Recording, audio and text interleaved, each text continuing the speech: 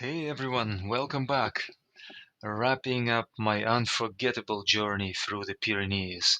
This is the final chapter. I kicked things off on May 9th at Rossel Airport, boarded the ferry and set off for Bilbao, Spain. While waiting in line at Rossel Airport, I ended up chatting with some folks about the future trip and classic cars, of course. You know how that goes. People always mention stories like my dad had one or I'm the same age as your car. So knowing a bit of about the history and mechanics definitely spices up the conversation.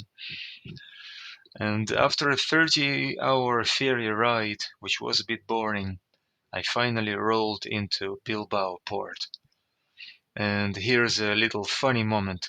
As we were about to disembark, the crew started tilting the movable ramp at the deck's edge, and my car was right on the edge, on that ramp. And I was lucky enough to be safely inside the car with my foot firmly on the brake. Otherwise, my Rover might have rolled forward and bumped into the car ahead.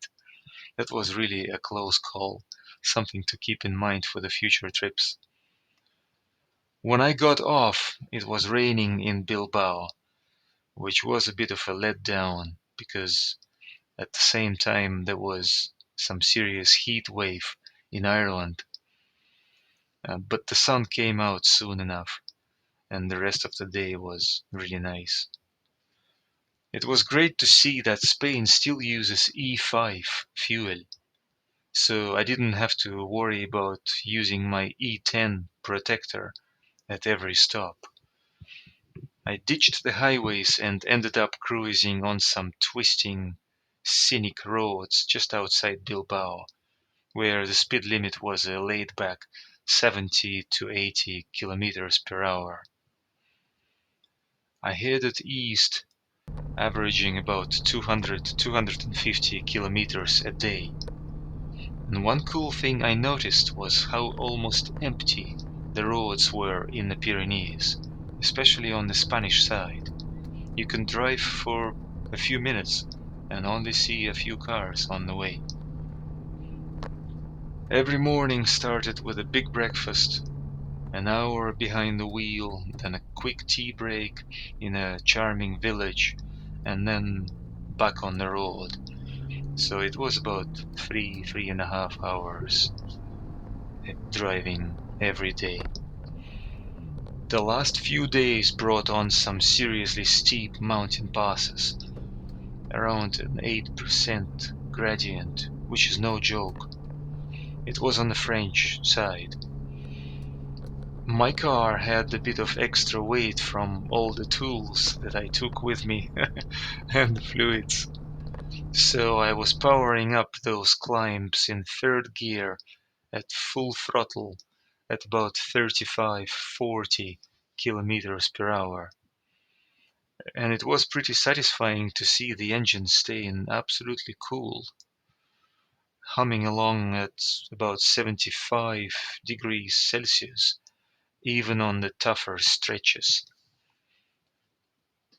Now, let's talk about some of the quirks along the way. After every full refuel, I had this persistent fresh petrol smell in the cabin. Even with the windows down in warm weather, the petrol smell just wouldn't quit. It turns out the carburetor's bottom part always ends up a bit wet. It's a long-standing issue that probably needs replacing those cork gaskets with Viton seals. And also, when I was rebuilding the carburetor last time, the jet bearing was damaged accidentally. And so I ordered the bearing and got the seals, replaced them a couple of days ago, and drove the car to work and back. The carburetor bottom part is dry now, so let's see how it goes. I hope the problem is fully resolved. Then there was steering. which wasn't as crisp as I'd want it to be. You know, on Rover P4 there is always a bit of a play in the steering mechanism, and I'm not sure is it the original design or just wear and tear, but it got a little unnerving around those winding roads. And a few days in, the real problem struck. The fuel pump started acting up. I gave it my all. I cleaned those points, tweaked the gaps, despite not having a feeler gauge. And I had to hop out of the car a few times in the morning to give the pump a little tap to wake it up. But once it warmed up, the engine ran smoothly and there was enough fuel to conquer those steep mountain passes. And so when I came back to Ireland later, I installed a solid state fuel pump. Now it works perfectly.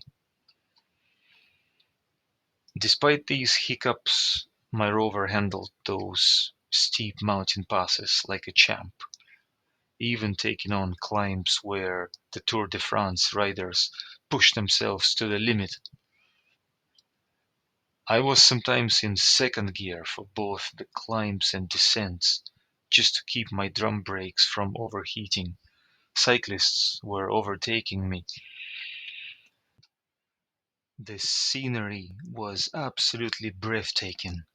Beautiful towns and villages with centuries of history, relaxed cafes where I sometimes had to use Google Translate, and nature bursting with life. Small and big streams and rivers, waterfalls, sunlit forests, and majestic mountains with eagles soaring overhead.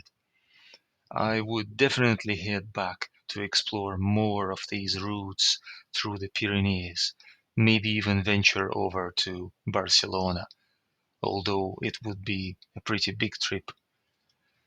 That said, my Rover P490, with its modest 93 horsepower engine, struggled on the climbs. It was really slow, and with its 4-speed manual transmission, it wasn't built for highway speeds either. There is no overdrive, even though it's running a 3.5 ratio differential from another car. I've never driven a P4 105, but I imagine it would be better suited for this kind of trip with more power and disc brakes. So, what can I say? If you're planning a long road trip, be sure to come prepared. Pack all the essentials: spare fuel hoses, heating hoses, wires, tools for electrical fixes, a fuel can, a torch, clamps, repair manuals, and of course the must-have parts like a fan belt, generator brushes, distributor cap, rotor, a few spark plugs, and ignition leads. Thanks very much for coming along on this crazy ride with me. Keep exploring, and I'll catch you on the next adventure. Bye bye.